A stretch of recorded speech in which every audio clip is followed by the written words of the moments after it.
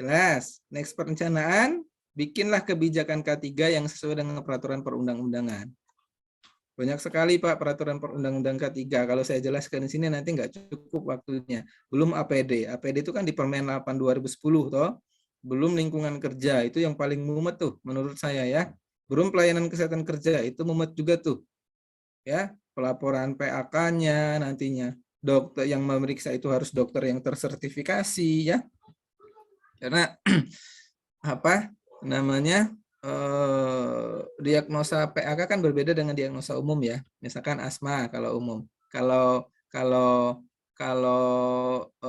PAK kan asma kerja. Nah, itu teman-teman dokter SPOK pasti tahu tuh ya, itu ya cara mendiagnosa itu. Ada 7 langkah cara pendiagnosaan tuh kalau tidak salah ya. Itu nanti tolong dipelajari ya, teman-teman ya. Tuh. Dan itu dimasuk dalam audit juga nanti ya. Tuh. SOP K3 harus dibuatkan, disosialisasikan ya. Kemudian tujuan sasaran ya, mempertimbangkan risk. Nah, ingat semua dunia sekarang termasuk Indonesia itu adalah base risk thinking ya. BRT. Base risk thinking. Jadi semua kegiatan itu harus berdasarkan dari analisa risiko.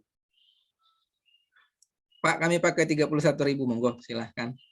Ya, Pak, kami pakai Permenkes 25 2019, monggo silahkan. Tapi ingat, base risk thinking itu harus smart.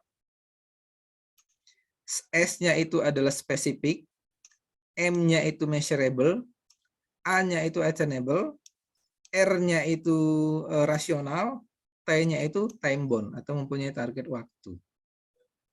Itu harus dibuat tuh ya, sesuai dengan itu ya. Indikator kerja diukur dan monep SMK 3. Baru di sini nanti sudah mencakup dengan audit internal. Programnya ingat tadi, panduannya ada di Permenkes 66. Berapa biji Bapak Ibu? 8 biji. Tuh ya. Nah, oke.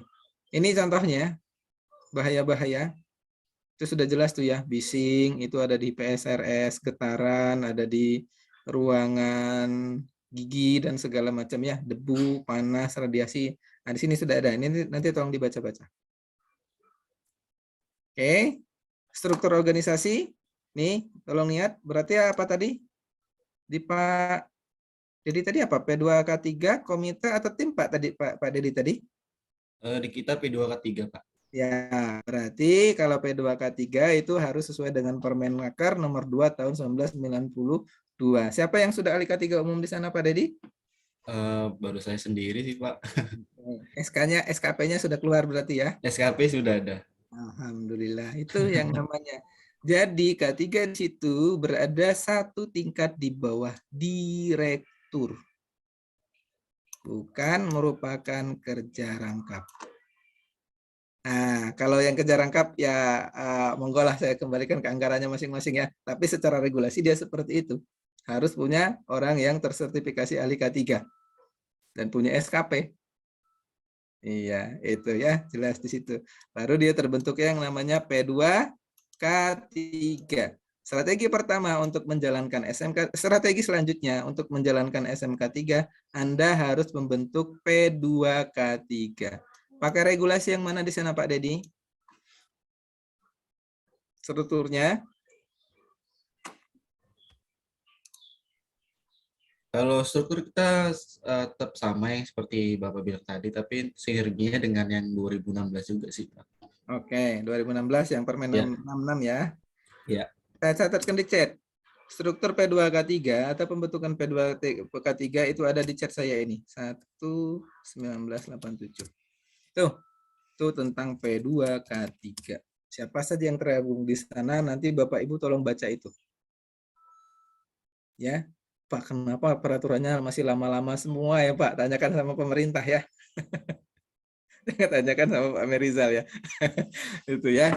Jadi nanti Bapak Ibu yang belum membentuk P2K3 atau organisasi K3, cara pembentukannya Bapak Ibu harus di P2K3 sesuai dengan Permen Nakar 487. Sudah dilaporkan belum Pak? Sudah dapat pengesahan dari Binwas Nakar Pak atau dari Ketenagakerjaan Pak Dedi? Kalau untuk pengesahan kita sudah ada dari Disnaker dan Transmigrasi, Pak. Sudah. Betul, Nah, sekarang kan udah pakai sertifikat tuh. Kalau dulu kan betul. hanya secara kertas doang kan. Sekarang udah ada sertifikatnya Pak dari mereka kasih ke Mm-mm. kita gitu. Betul sekali. Kalau Bapak Ibu nanti bikin P2K3, mintanya ke dinas kesehatan, ya. Jadi itu nanti tidak akan DCC karena yang mempunyai mengeluarkan mandatorinya bukan dinas kesehatan tapi dinas ketenagakerjaan Bapak Ibu. Itu makanya saya bilang walaupun kita di orang kesehatan jangan egois di Kementerian Kesehatan deh karena bahasnya K3. Itu ya, tetap disahkan nanti itu melalui dinas ketenagakerjaan setempatnya gitu ya, dinas ketenagakerjaan dan transmigrasi sesuai dengan Permenaker nomor 4 tahun 1987, maka rumah sakit A sudah sah atau mendapatkan SK dalam pembentukan P2K3. Ya, apa Pak tugasnya? Ya baca Permenkes 66 gitu ya. Apa yang harus dibuat Pak? Kalau di rumah sakit ya baca Permenkes 66. Tapi kalau di tambang batu bara ya baca Kepmen 187 dan Permen 26 2018 ya tentang kaidah pertambangan yang baik. Kalau di migas ya baca Undang-Undang 22 tahun 2021 ya tentang hulu migas, minyak bumi dan gas dan SKK migas. Gitu. Oke. Sampai sini bisa dipahami ya teman-teman untuk struktur organisasi. Dan itu wajib ada. Kalau ini nggak ada ya mau gimana bikin SMK 3-nya saya yakin nggak akan jalan. Karena di klausal 1 yang ditanyakan SMK 3 itu adalah sudah dibuat belum struktur organisasinya. Itu. Paham ya? Jelas. Mekanismenya nanti bisa teman-teman lihat di sini ya. Terdiri dari unit kerja, ketuanya siapa? Tuh, ya. Ketuanya ya, siapa? Mana kursor? Oh, ini dia kursornya. Nih, ketuanya siapa? Nanti ketua ini teman-teman tolong pelajari yang ini ya, teman-teman ya. 66 2016 ini. Pokoknya dia itu saya lupa berada di pasal berapa, entah itu pasal 23, pasal 24 atau pasal 22 ya. Tolong nanti dibaca ulang. Untuk ketua ya, itu harus tenaga kesehatan dan dia mempunyai sertifikat K3 atau kompetensi K3. Baik dia lulusan K3 pun tetap harus punya SKP. Bisa dipahami sampai sini. Baik dia dokter SPOK pun tetap dia harus punya SKP. Gitu ya. Nanti tolong dipelajari di sini dan dikonsultasikan ke Dinas Ketenagakerjaannya setempat. Pak, gimana Pak di bawah itu boleh? Non kesehatan boleh. Boleh. Itu ya. Non kesehatan boleh. Pak, kami dari teknik mesin nggak apa-apa, silahkan. Siapa yang mau ngelola genset kalau bukan orang teknik mesin? Siapa yang mau ngelola elektromedis kalau bukan orang elektro? Ya kan?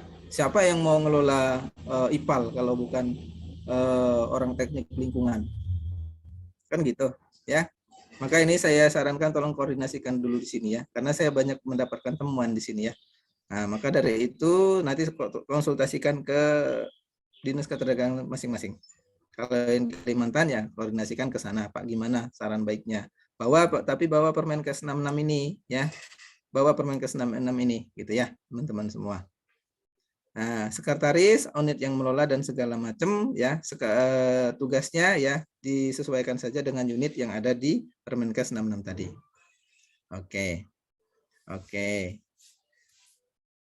Kemudian, nah ini dia teman-teman, tolong sini di foto bagi yang belum tahu. Prinsip dasarnya tadi kan ini, ya. Mana kursornya? Ini dia. Prinsip dasar itu ini, teman-teman. Penerapannya itu ini, teman-teman. Jumlah klausal auditnya itu ini, teman-teman. Nah, Pak, prinsip dasar nomor 1 itu apa, Pak? Penetapan kebijakan di strategi nomor pertama. Berarti kita baca ini. Apa yang harus Bapak Ibu buat ya? Ini susun kebijakan, susun ya pelaksanaan itu, peninjauan ulang, komitmen sampai ke peran pekerjanya. Pak, yang nomor 5 ini peninjauan secara teratur untuk meningkatkan kinerja K3 yang berkesinambungan. Mana? Nih, ya. Tinjau ulang itu dapat meliputi mengatasi implikasi dari K3. Pak, audit internal ada di mana? Ada di sini. Sudah ada yang sertifikasi audit internal audit internal SMK 3 atau di atasnya audit auditor? Kalau sudah ada pasti sudah paham ya, itu ya. Nah, totalnya 11 kok lari ke sini. Nah, ini dia. 5 prinsip dasar ya yang harus Anda buat mencakup dari 12 ini. Prinsip nomor 1 itu berada di klausal nomor 1. Ya. Prinsip nomor 2 itu berada di klausal nomor 2. Prinsip nomor 3 itu berada di klausal 3, 4, 5, 6, 9. Prinsip nomor 4 sampai dengan audit internal itu berada di 7, 10, 11. Mana audit internalnya Pak? Itu berada di klausal 11. Audit internal itu pemeriksaan SMK 3, teman-teman. Ya, nanti silahkan tuh dilihat. Nah, 5 ada di klausal 8, 12. Nanti tolong dipahami ini ya, teman-teman. Wah, ternyata 5 prinsip ini sinergi dong dengan 12 elemen. Betul sekali. Gitu, ya. Nah, audit ya, ini dilakukan secara berkala untuk mengetahui keefektifannya. Nah, ini audit dari SMK 3. Kita lihat nih. Ini teman-teman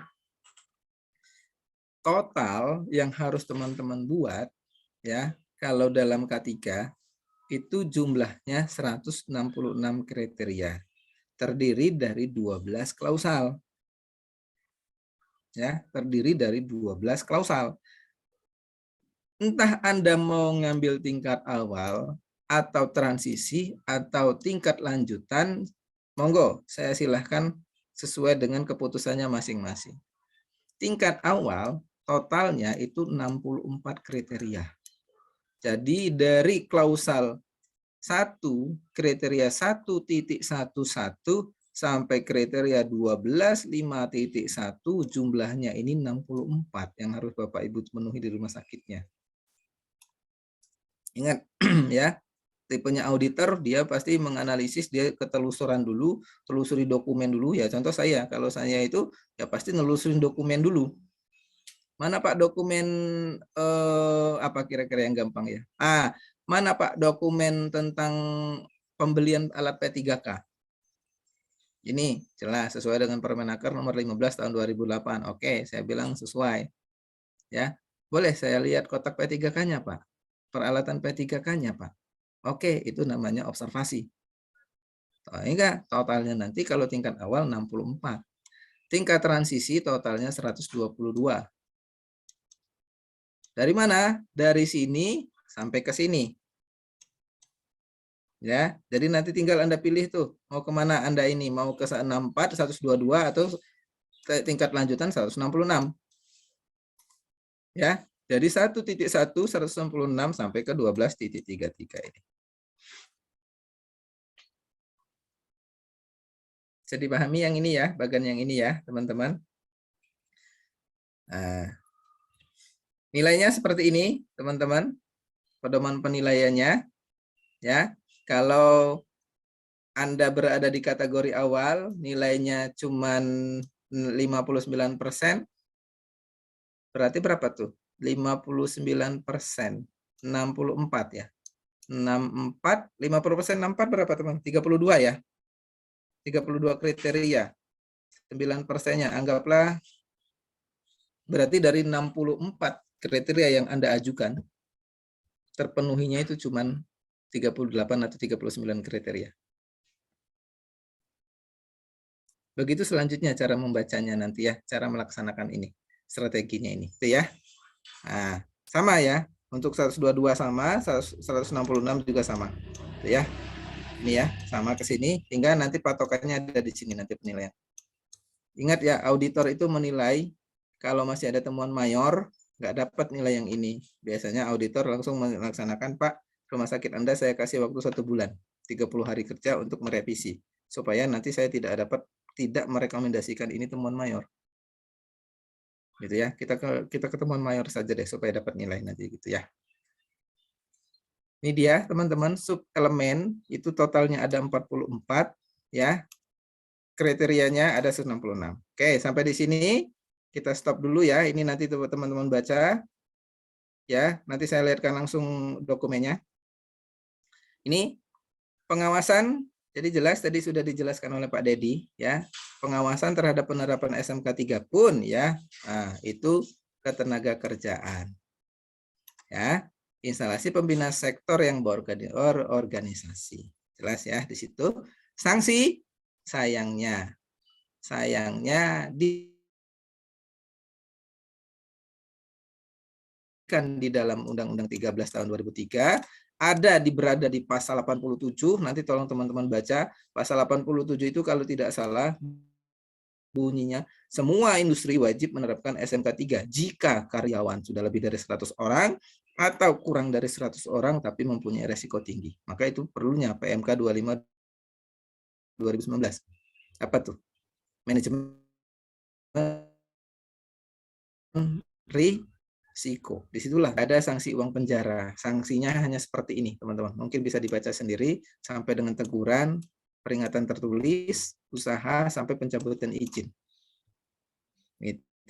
Tapi kalau ada kecelakaan kerja dikembalikan ke Undang-Undang 170. Denda 100.000, kurungan 3 bulan. Ya. Kalau terjadi masalah ketenaga kerjaan, ya anggaplah fatality seperti yang di kemarin Bogor yang meninggal ya, yang maintenance AC, maaf ya, itu dikenakan Undang-Undang 13 2003. Denda 400 juta sampai dengan 400 juta, kurungan sampai dengan 4 tahun. Kalau terjadi pencemaran lingkungan gimana Pak Merizal? Nanti akan dikembalikan ke Undang-Undang Lingkungan Hidup. Denda minimal 1 miliar, kurungan tidak tahu, nanti sesuai dengan pasal yang kena. Itu ya, teman-teman. Oke, saya lihatkan dulu dokumennya sebentar.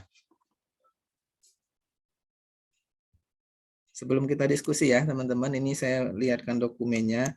Dokumennya nanti itu Pak bentuknya seperti ini, gitu ya. Ini Rizal sebentar.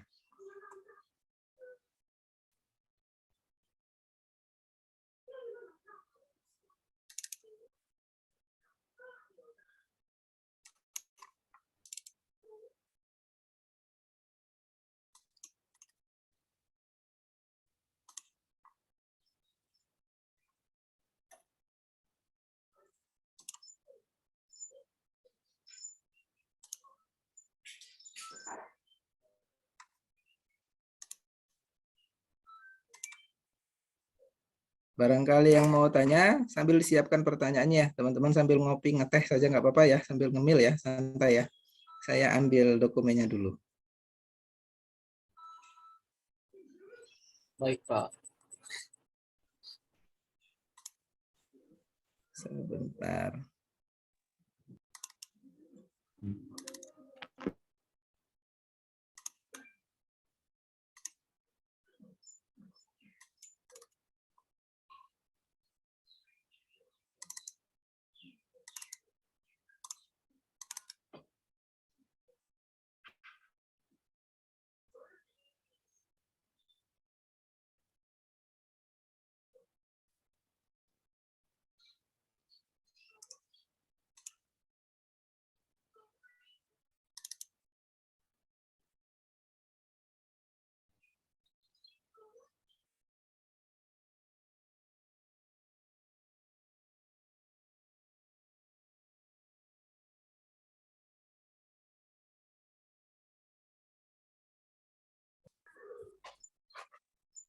Baik, sambil menunggu Pak Merizal, mungkin jika ada teman-teman yang ingin menyampaikan pertanyaannya, bisa untuk dituliskan di kolom chat atau bisa langsung raise hand terlebih dahulu. Mungkin di sini sudah ada yang raise hand.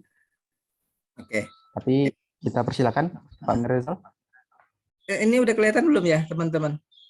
Sudah, Pak. Ya, nih, teman-teman, tolong perhatikan yang punya saya ini. Tapi maaf ya, saya nggak berikan ini ya, ini pegang auditor ya, teman-teman ya. Jadi, ini yang harus dipenuhi. Jadi, ada 12 klausal loh, tadi ya. Kita tarik dulu. Ini klausal nomor 1. sampai ke sini jumlah totalnya 12. Nih, 12 ya. Nih, sampai pengembangan keterampilan dan kemampuan tadi. Gitu ya. Nah, cara membacanya nanti Bapak Ibu monggo nanti silahkan. Ya carilah dokumen ini. Tapi saya yakin tidak akan sama dengan saya ini ya, karena ini pegangan auditor ya, teman-teman. Apa namanya itu? Nah, satu ya, ini klausal. Ini 1.1 namanya subklausal. 1.11 ini namanya kriteria. Gitu ya, teman-teman. Yang diminta itu adalah ini, ya. Nih. 1.1 bunyinya yang diminta itu adalah rumah sakit Anda itu terdapat kebijakan K3 yang tertulis tertanggal secara jelas pernyataan tujuan, sasaran K3, serta komitmen perusahaan terhadap peningkatan K3. Yang harus Anda sediakan ini, rumah sakit atau perusahaan harus membuat ya secara tertulis, ada tanggalnya, ya, mencakup tujuan sasaran K3, sampai dengan pernyataan tertulis komitmen mengenai pelaksanaan di tempat kerja. Begitu. Begitu terus sampai selanjutnya ya, teman-teman. Nah, tadi yang di Pak Dedi tadi ya, dia sudah sampai di sini nih. Ya. Nah, itu ada sekretaris P2K3-nya, itu ada ahli K3 Kemenaker 487 ya. Ya itu ya, walaupun kita K3 rumah sakit, jangan protes ke saya, protesnya ke kementerian gitu ya. Pak, kami rumah sakit punya SKP enggak, Pak? Coba diskusikan nanti ke orang kementerian ya, teman-teman ya. Setahu saya cuman ada beberapa yang dapat, ada yang enggak. Contoh konsultasi kan dapat SKP. K3 umum kan dapat SKP, apalagi yang dapat SKP? Oh, hipercase dokter kan dapat SKP. Ya kan? Nah, hipercase dokter kalau tidak salah dapat SKP tuh, gitu ya, seperti itu. Oke, nah inilah contoh dokumennya nanti ya, teman-teman. Nanti tolong dicari di Google, itu banyak kok ini ya, dokumen ini ya, di Google itu banyak kok dokumen-dokumen kayak gini tuh. Tapi yang mungkin sifatnya masih mentah ya, kalau ini kan pegangan ini ya, pegangan auditor ya, teman-teman. Oke, sampai di sini monggo, jika ada yang mau ditanyakan silahkan. Kalau teman-teman pernah melaksanakan MFK, saya kira tidak akan jauh dari 11 klausel MFK. Monggo untuk pertanyaan saya kembalikan ke Pak Fajar ya, untuk siapa saja yang berhak untuk mendapatkan pertanyaan atau bagaimana. Monggo Pak Fajar silahkan. Baik, Pak Merizal. Jadi tadi itu sudah ada yang dari tadi sudah raise hand, itu dari Kak Neng Dias. Boleh dipersilakan untuk menyampaikan pertanyaannya untuk open mic dan langsung menyampaikan pertanyaannya, Kak.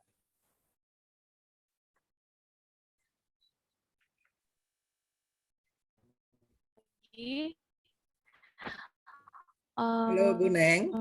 Bu Neng Dias dari mana? Pak Rizal, saya langsung aja ya gitu.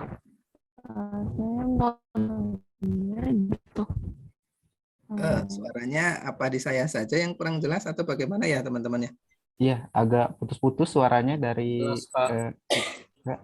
Mohon diulang Bu Neng Dias pertanyaannya.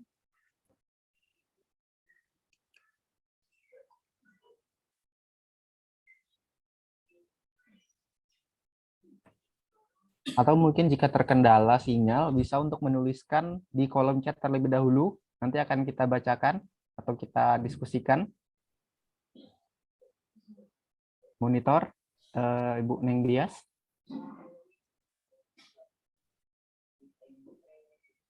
Oke, baik. Untuk menghemat waktu, mungkin kita coba lagi untuk dialihkan ke pertanyaan yang lain sambil menunggu dari Ibu Neng Dias untuk menyampaikan pertanyaannya.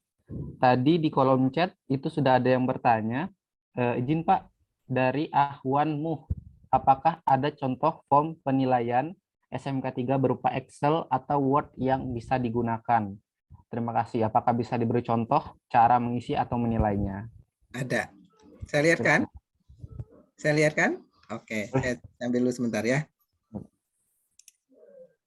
Penilaian, sebentar.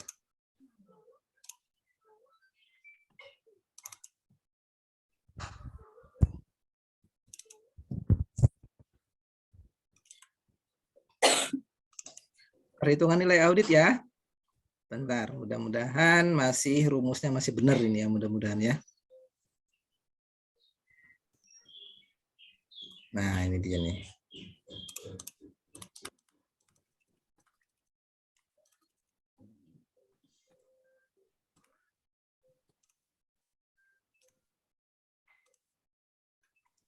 Yang ini yang dimaksud. Bagaimana Pak Mo? Iya, iya, Misalkan ya. betul Pak. Tapi untuk rinciannya Pak, misalnya dari kebijakan itu nilainya berapa gitu. Mungkin dari Oh. Excel-nya. Oke, kalau nilainya itu satu-satu semua, Pak. Satu. Nah, temuan Oh, mayor, satu. minor, ya, Kalau ada nanti. Nah, nanti saya lihatkan yang itu. ya, Ada nanti. Nah, penghitungan nilai auditnya seperti ini, benar bukan Pak Mol yang diminta? iya betul. Cuma saya pengen yang model dari kriteria-kriteria itu, cara menilainya, misalnya ada cuma kurang lengkap, misalnya kayak gitu Pak. Penilaiannya seperti apa ya?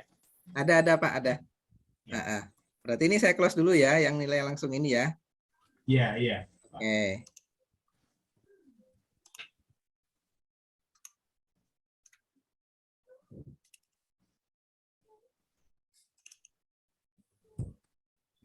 Sebentar, SMK 3 saya di mana yang ini ya. Bentar ya, teman-teman, saya ambil dulu ya.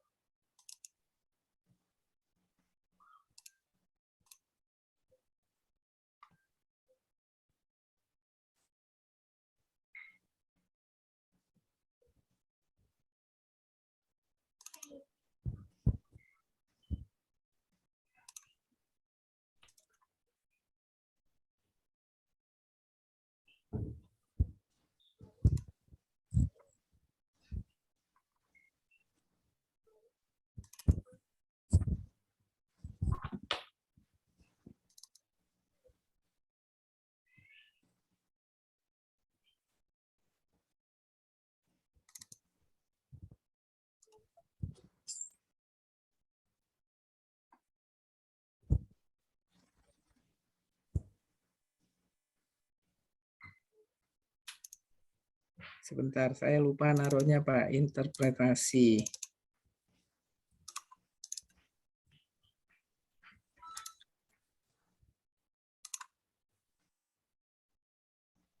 Oh, ini dia nih.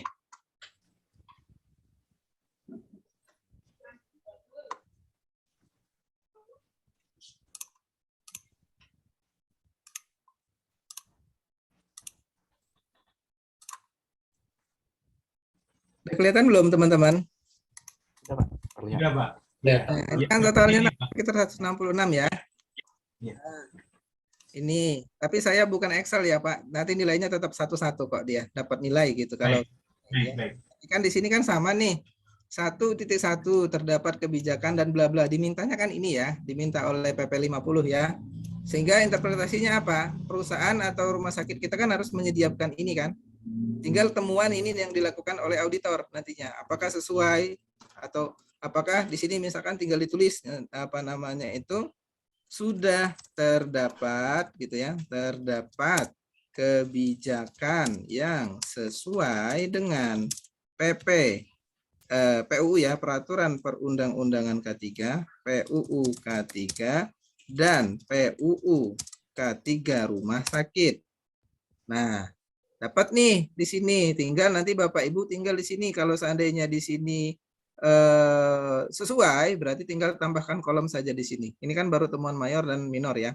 Nanti di sini temuannya sesuai gitu ya. Kalau seandainya ini enggak sesuai atau sudah terdapat kebijakan yang belum, kata-katanya di sini, belum sesuai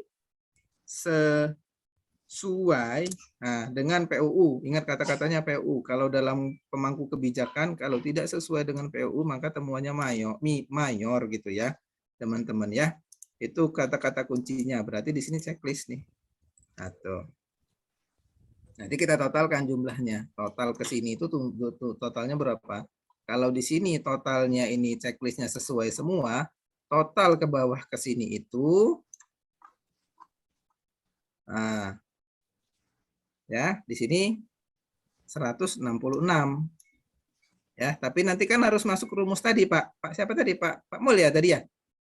Ahwan. Pak Ahwan ya, Pak Ahwan ya. Nanti harus masuk Ya.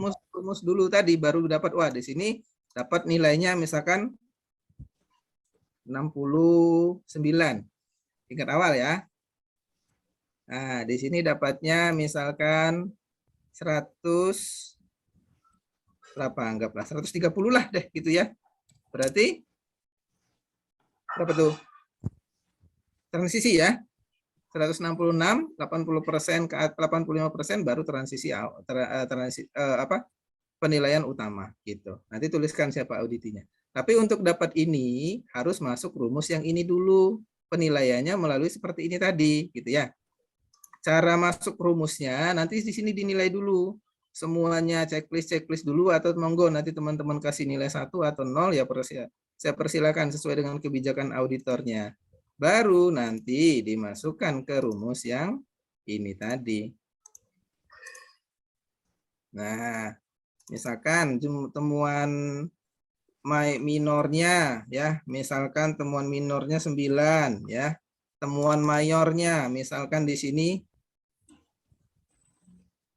7. Nah, paham nggak maksud saya? Kalau ada temuan mayor nggak dapat nilai itu rumah sakit Anda. Sini sudah ada rumusnya. Jadi kalau masih 7 dari 166 dari yang 166 yang saya lihatkan di Word tadi dapat menurut Pak siapa tadi Pak lupa lagi. Ahwan Pak Ahwan ya, Pak Ahwan maaf ya Pak Ahwan. Pak Ahwan ternyata ada 7 nih yang mayor nggak dapat nilai Pak. Walaupun cuma 1 yang mayor tetap nggak dapat nilai. Makanya saya selaku auditor mau dirubah sampai kapan Pak? Maksimal 30 hari. Mau sertifikasi enggak gitu kan? Sertifikasinya keluar monggo silakan ajukan ke asesor akreditasi nantinya gitu ya. Itu harus dirubah jadi 0 di sini. Nah, baru dapat nilai. Bisa dipahami? Bisa, Pak. Ya. Nah, tapi Jadi, untuk dapat monggo Pak Iwan silakan. mungkin lebih enaknya lagi kalau yang di Word tadi dimasukkan ke Excel ya. Betul. Ya. Kalau di Excel lebih mudah. Excel Pak ini. Ini bahan saya kalau ngajar ya yang Excel. Sebentar saya lihatkan juga. Bahan saya ngajar auditor kalau yang Excel.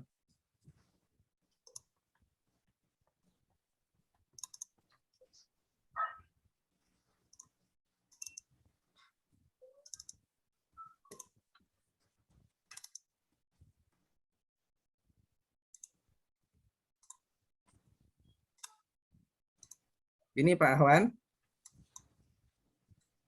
Iya. Nah, ini bahan saya ngajar auditor ya Pak ini. Jadi maaf saya Boleh tidak bisa. di-share, Pak?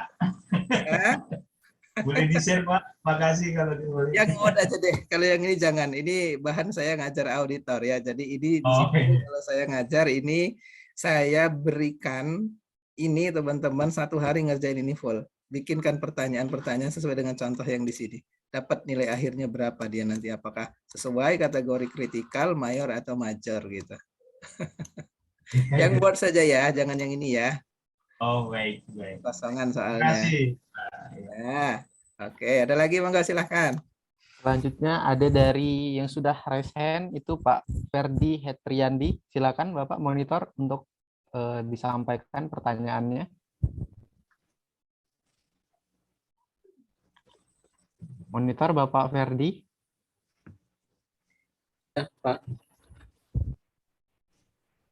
Silakan Pak. Ya, Assalamualaikum warahmatullahi wabarakatuh. Waalaikumsalam warahmatullahi wabarakatuh. Izin bertanya, Pak. Monggo silakan. Bagaimana agar penilaian kinerja dapat berlangsung secara efektif dan efisien menurut Bapak sebaiknya yang diajukan tersebut menyangkut apa aja dalam manajemen K3 RS. Oke. Yang pertama ingat 5 prinsip di lampiran 1. Ya. Kebijakan, perencanaan, implementasi, baru nilainya di mana? Di evaluasi, audit itu ya. Tadi ada namanya monitoring, evaluasi. Di situ ya. Baru terakhir itu ada yang namanya itu continuous improvement atau perbaikan. Tapi untuk dapat itu Pak, untuk langkah nomor 2, langkah nomor 3, langkah nomor 1 itu harus dipenuhi dulu. Kalau Pak Dirnya sudah tidak komitmen, nggak usah dibikinkan dulu. Capek-capek kita bikin keluar anggaran banyak, tapi nanti nggak komitmen. Gitu ya. Gitu. 1 jelas, berada di mana tahapnya, itu ada di tahap nomor 4 tadi ya, di monitoring evaluasi.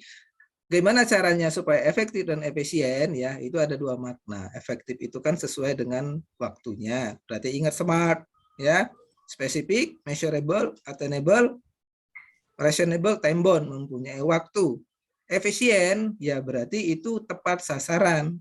Tepat sasaran itu harus dilihat 12 klausal. 12 klausalnya nanti Pak Ferdi bikinkan KPI. Key Performance Indicator SMK 3. KPI-nya jangan susah-susah ya Pak, gitu ya. Cukup 5 soal, item soal saja, nggak usah banyak-banyak. Nanti kalau kebanyakan nanti susah lagi ngitungnya, gitu. Itu yang dimaksud dengan bagaimana caranya kita membuat yang namanya penilaian itu supaya efektif dan efisien. Gitu. Begitu Pak Ferdi? Ya baik Pak, terima kasih. Sama-sama. Dari rumah sakit mana Pak Ferdi? Saya masih mahasiswa Pak, Mahasiswa apa? Universitas Palatehan, Kesmas, Oh, Palatehan ini Tangerang. Serang Pak. Serang ya itu ya. Oh iya. Saya tahu itu universitas Pak. Banyak teman-teman saya juga di sana.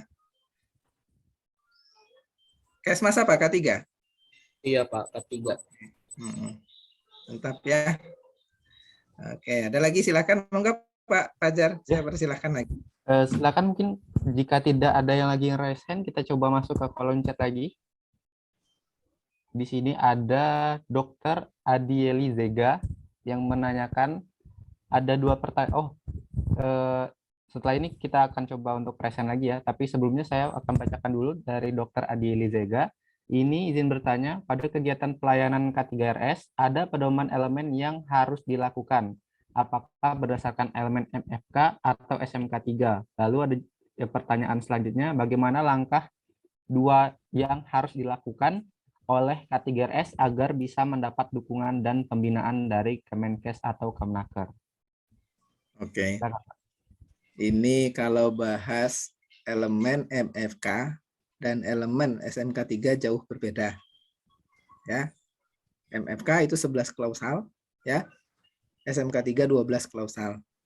Tapi 80% isinya hampir sama. Nanti kalau MFK udah selesai tinggal copy paste saja Pak ke SMK 3, nggak usah bikin ulang. Triknya gitu ya. Jadi saya bocorkan. Karena ya jelas di MFK nomor 1 tentang kebijakan juga. Di situ tuh kriterianya di audit saya itu, di auditor saya itu, kriterianya itu saya sambungkan. Harus punya tim P2K3-nya juga. Gitu ya. Ada 11 yang akan diaudit oleh kita nantinya gitu ya. Di situ ya. Di MFK. Jadi sangat jauh berbeda, tapi 80% itu sama. Nah, nanti manajemen risikonya ada yang berbeda. Kalau di MMK ada yang pakai PCRA, ada yang pakai HVA ya, ada yang pakai apa namanya brainstorming atau workshop. Monggo silakan. Nah, kalau di K3 nanti pakainya BPR. Di MMK itu manajemen risiko itu di klausal nomor 4 kalau tidak salah ya, klausal nomor 4. Karena dia terkait dengan konstruksi rumah sakit, teman-teman. PCRA itu Free Construction Risk Analysis rumah sakit. Ya, HFA Hazard Vulnerability Analysis. Nah, kalau di K3 namanya IBPR. Nah, mungkin udah kenal lah. Itu ya, HIRA DC lah gitu ya. Pak, formnya sama, beda. Ya, formnya beda. Gitu. Tapi ya selanjutnya untuk kebijakan, untuk damkar, untuk kebakaran itu bisa diambil jadi satu. Tinggal rubah tanggalnya saja atau tambah ini masuk di K3 atau di MFK. Tapi untuk manajemen risiko tadi berbeda. Karena di MFK dia ada Pre-Construction Risk Analysis ya. Nah, itu mumet lagi tuh kalau kita ngajar itu ya, teman-teman. Nanti gedung itu harus dinilai. Kemudian itu apa namanya itu apa? Bahannya itu harus terdiri dari apa, itu ada ya nanti penilaian sendiri itu. Itu yang pertama. Kemudian tadi yang kedua Yang apa Pak kedua Fajar? pertanyaannya, bagaimana langkah yang harus dilakukan Pak oleh K3S agar dapat mendapatkan dukungan dan pembinaan dari Kemenkes atau Kemenaker? Ya, kalau Kemenkes saya belum berani jawab ya, teman-teman, karena itu sudah ranahnya pemangku kebijakan ya. Kalau Kemenaker ya Bapak Ibu datang ke sana ya, nanti akan dijelaskan pembinaannya seperti apa. Bahkan dapat pelatihan juga nanti di sana di Dinas Ketenagakerjaan. Kalau di Dinkes, coba diinikan dulu deh ya, coba datang ke Dinkes masing-masing. Saya tuh apa di Jogja itu ada beberapa ya Dinkes, hanya dianjurkan saja, tapi belum dilaksanakan pelatihan K3-nya. Tapi kalau di Dinas Ketenagakerjaan jelas dilatih dulu teman-teman. Udah dilatih dapat duit lagi gitu ya. Nah itu. Jadi harus ke sana dulu ya. Pak, ke rumah sakit kami mau ini, tapi kami belum tahu semua. Nanti akan ada namanya BIMTEK. Biasanya seperti itu, dikasih jadwal BIMTEK. Biasanya seperti itu. Nah, baru nanti ya hasil BIMTEK itu, nanti Bapak Ibu kasihkan tuh ke Pak Dir nih hasilnya Pak Dir. Nah, ternyata kalau mau ampuh itu kasihkan pasal-pasalnya. Ini Pak Dir, limbah kena gini, berarti 1 miliar Pak Dir. Kalau manusianya terjadi kecelakaan kerja, berarti kurungan 4 tahun Pak Dir gitu ya. Gitu ya. Itu ya. Pak siapa tadi ya? Dokter Adieli, bagaimana Dokter dokter? Adi ya. Sudah ini ya, sudah cukup ya? Jelas ya Pak Dokter ya? Nah, Baik. oke, sip. Selanjutnya ini ada juga dari Dokter Dea yang sudah raise hand dari tadi. Silakan untuk open mic dan menyampaikan pertanyaannya, dokter. Selamat siang, Pak. Selamat siang, Bu. Izin, saya mau bertanya untuk kepentingan MCU Oke. tentang keselamatan kerja karyawan. Itu apakah MCU itu bisa dilakukan secara general? Maksudnya misalnya dari staf unit radiologi maupun laboratorium, MCU-nya disamaratakan dengan seluruh staf rumah sakit gitu, atau untuk unit-unit tertentu seperti radiologi, lab, itu untuk MCU-nya terpisah atau ada khusus gitu Pak. Terima kasih. Oke, MCU ya. MCU itu Bu Dea dan teman-teman saya catatkan di sini peraturannya ya. Di chat, tolong lihat semuanya di chat. MCU, bentar, nah ini dia chatnya. Di Permen ya. Nomor 2 tahun 1980. Nah, itu ya, MCU di situ ada 3 jenis ya. Ada 3 MCU awal, berkala, dan khusus. Yang ditanyakan Bu Dea itu adalah berkala dan khusus ya. Jadi ada MCU yang berdasarkan dengan berkala. Berkala itu nanti saya persilakan dari Bu Dea, keputusan dari rumah sakitnya seperti apa. Mas Randy, saya bingung ini ngisinya gimana ya? Ya, oke. Apa namanya itu, apakah mau per triwulan atau 1 tahun, tapi maksimal itu 1 tahun dan harus dilaporkan gitu ya Bu Dea. Untuk masalah unit instalasinya mau disatukan atau dijadikan dipisahkan tidak jadi masalah Bu Dea ya, karena di peraturan tidak menyebutkan seperti itu. Yang jelas dia itu harus di MCU awal berkala khusus gitu ya. Itu kalau masalah instalasi radiologi ya berarti nanti silahkan. Kalau radiologi kan pemeriksaan apa tuh? Teman-teman pasti tahu tuh berhubungan dengan sinar itu ya. Pemeriksaan apa jaringan kanker dan segala macam ya. Teman-teman yang berada di laboratorium berarti ada pemeriksaan paru-paru dan segala macam ya. Spirometri ya kalau tidak salah ya. Nah itu ya. Kemudian kalau teman-teman berada di bagian kebisingan ya, contoh operator genset yang ada di rumah sakit, apa namanya itu ya, audiometri. Monggo nanti saya persilahkan. Yang jelas di peraturan menteri dijelaskan ada 3. Untuk masalah instalasinya itu tidak dijelaskan Bu. Mau dari MCU rumah sakit apa namanya laboratorium dulu atau mau apa namanya itu lab dulu monggo silahkan, atau radiologi dulu monggo silahkan. Tapi yang jelas itu semua karyawan harus di MCU Bu Dea. Gitu Bu Dea. Baik Pak, terima kasih. Tapi untuk MCU nanti diagnosanya jangan pakai diagnosa umum ya Bu Dea. Ini saya catatkan alur, ada 7 standar diagnosa kalau tidak salah. Dokter itu harus paham Permenaker nomor 25 tahun 2008. 2008 apa 2009? Saya garis bawah ya. Saya ataukan di sini ya. 28 atau 29 ya. Nanti tolong cari antara 28 2009 ya itu ya. Jadi tata laksana apa namanya itu pembuatan diagnosanya ya bagi para dokter nanti pakai yang itu. Nggak bisa disatukan dengan diagnosa umum. Gitu. Gitu udah ya. Baik Pak, terima kasih penjelasannya sangat rinci. Oke, monggo silakan yang lain. Selanjutnya ini dari kolom chat ada yang bertanya dari Ibu Nida Aulia. Izin bertanya Pak, untuk jabatan K3 tunggal, struktur organisasi apa yang sesuai dipakai? Apakah komite, tim, atau P2K3 ya Pak? Kemudian apakah ada kriteria atau sertifikasi khusus yang harus dipenuhi oleh komite atau P2K3 atau tim tersebut Pak? Terima kasih. Komite jabatan tunggal ini maksudnya cuma baru ada satu orang ahli K3-nya atau gimana Iya. Pak? Siapa sih?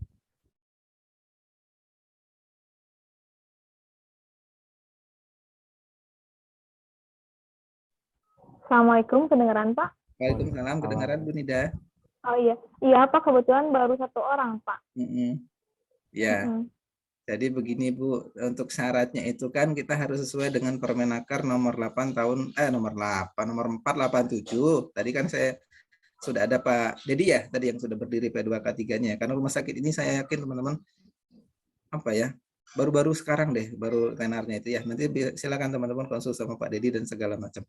Ya, itu ya untuk menjabat jabatan memang harus tenaga kesehatan pertama. Kalau bicara tunggal atau tidak tunggalnya ya jelas kalau tunggal nggak bisa jalan Bu, gitu intinya. Karena nanti ada sekretarisnya, ada penanggung jawab kebakarannya, ada penanggung jawab lingkungan hidupnya, ada penanggung jawab keselamatan apa namanya itu peralatan medisnya. Nggak boleh keselamatan pasien, nggak boleh karena keselamatan pasien sudah nggak bisa masuk di K3 lagi. Ya, keselamatan pasien sudah beda struktur. Dia di Permenaker nomor Permenkes 11 2017 dia ya. Sudah berbeda Permenkesnya. Ada pengelolaan, ada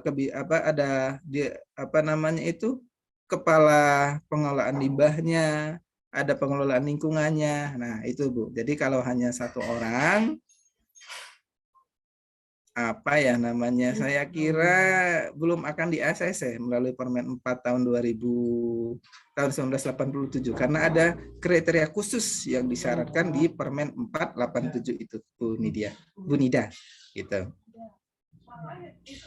Oke, baik Pak. Terima kasih. Nanti saya baca-baca lagi.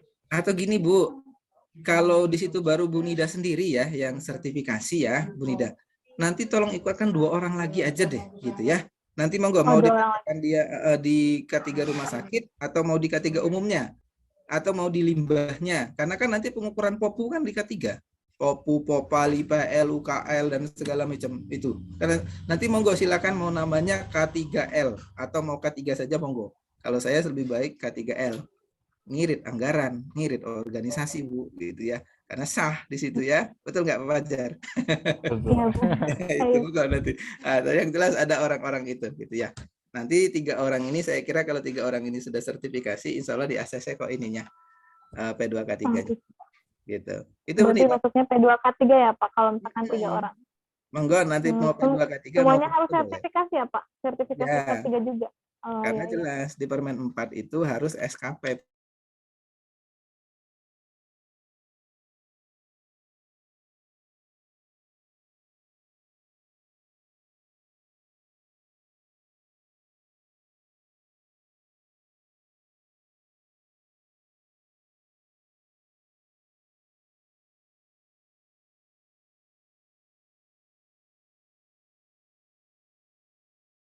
Apa yang harus ditunjukkan? Oke. Monggo silakan satu lagi ya, kira-kira ya. Kalau masih ada, monggo silakan satu lagi. Satu lagi mungkin terakhir ini dari Ibu Cicih. Izin bertanya, boleh nggak ketua tim K3 tidak mempunyai ijazah K3, tetapi memiliki sertifikat pelatihan dan memiliki pengalaman bekerja di bidang K3? Oke. Bapak atau Ibu? Ibu Cicih. Ibu dari background-nya kesehatan atau non-kesehatan? Kerja di rumah sakit Pak, adumnya administrasi kebetulan IPSRS di bawah saya dan saya mau akreditasi, belum punya K3-nya, Pak.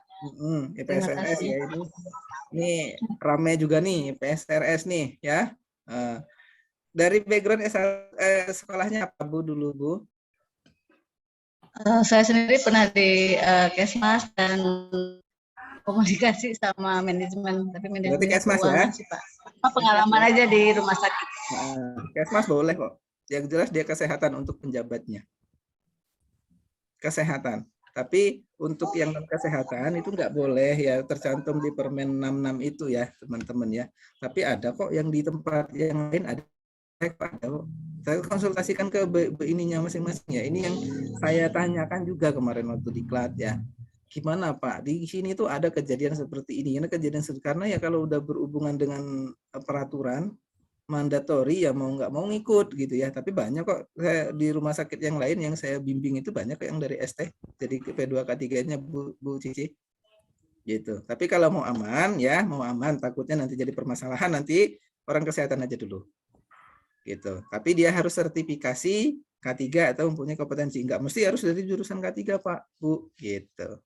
Nggak mesti harus dari jurusan K3 gitu. Itu Bu Cici. Baik Bapak, terima kasih. Ya, terima kasih Pak. Sama-sama. Oke. Monggo Pak Fajar, saya kembalikan. Saya kira kiranya cukup ya. Oke.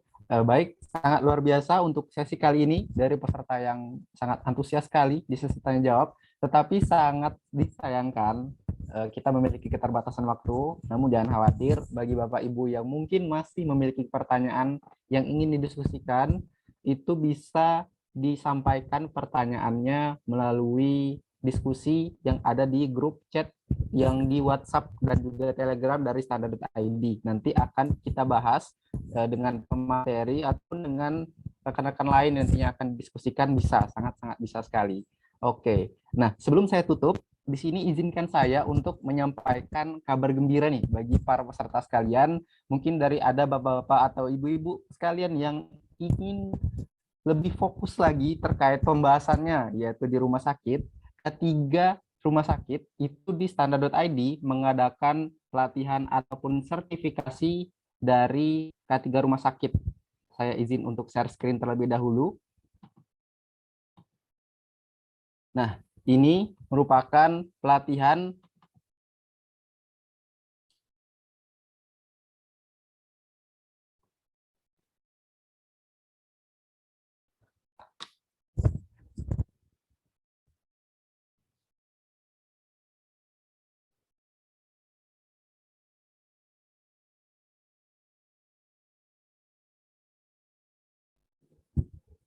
Oke, mohon maaf, tadi ada terkait terkendala sedikit, saya ulangi kembali. Saya akan coba untuk share screen pelatihan yang akan diadakan oleh Standard.id dalam waktu dekat ini, yaitu khususnya terkait dari K3 rumah sakit.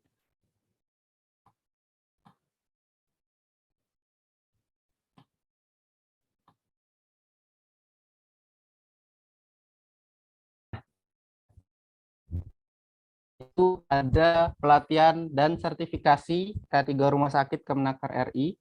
Nah, nanti Bapak Ibu bisa untuk mengikuti pelatihannya itu di tanggal 7 sampai 10 September tahun 2022 ini, yaitu berlangsung selama 4 hari. Nah, untuk biayanya itu berapa? Untuk biayanya itu 2 juta rupiah. Itu sudah include terkait daripada sertifikasi Kemenaker, pembelajaran soft copy modul, soft copy materi pembelajaran, konsultasi dengan tenaga ahli terkait norma kerja dan norma K3.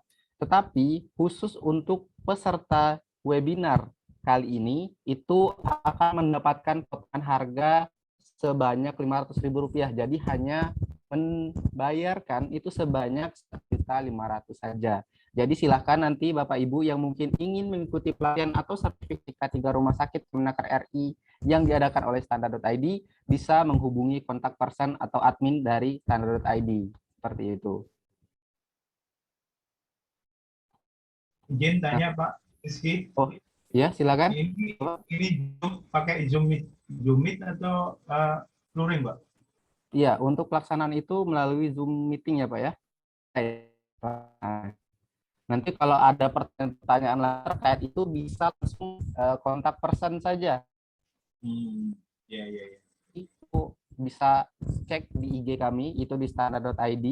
Nanti Bapak bisa tanya-tanya lebih lanjut, atau Bapak Ibu yang tertarik bisa tanya-tanya lebih lanjut terkait pelaksanaan daripada pelatihannya itu sendiri. Baik, dengan berakhirnya sesi tanya jawab tadi, berakhir pula acara kita pada pagi hari ini. Pak Fajar izin. Ya, silakan. Dan habis ambil ahli itu ngambil auditor langsung, Pak. Mantap. Oh iya, silakan. Ini ada saran nih dari Pak Merizal nih. Ada alur-alurnya ya Pak ya. Jadi Ya, betul. CV-nya sangat lengkap nantinya. Oke. Nah, dengan berakhirnya sesi tanya jawab tadi, berakhir pula pada webinar kita pada kesempatan kali ini. Saya mengucapkan terima kasih banyak selaku moderator kepada Pak Merizal materi pada kesempatan kali ini yang sangat luar biasa. Semoga apa yang telah disampaikan tadi dapat kita pahami secara utuh dan dapat kita implementasikan dengan baik sehingga menjadi ladang pahala bagi kita semua.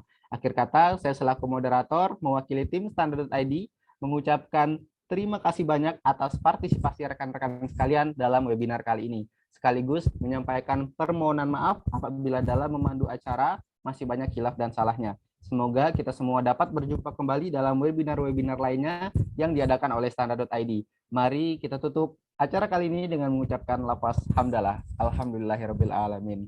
Saya akhiri dengan wabillahi taufiq wal hidayah. Wassalamualaikum warahmatullahi wabarakatuh. Waalaikumsalam warahmatullahi wabarakatuh.